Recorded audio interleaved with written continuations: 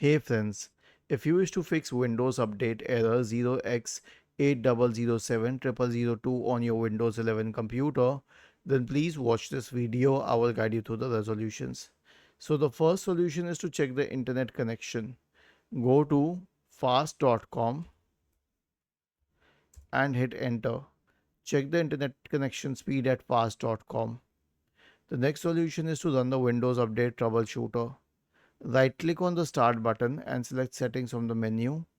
Go to the System tab on the list on the left hand side. In the right pane, scroll down and select Troubleshoot. Select Other Troubleshooters and click on Run corresponding to the Windows Update Troubleshooter. The last solution will be to reset Windows Update components. So we have a list of commands here. Copy them.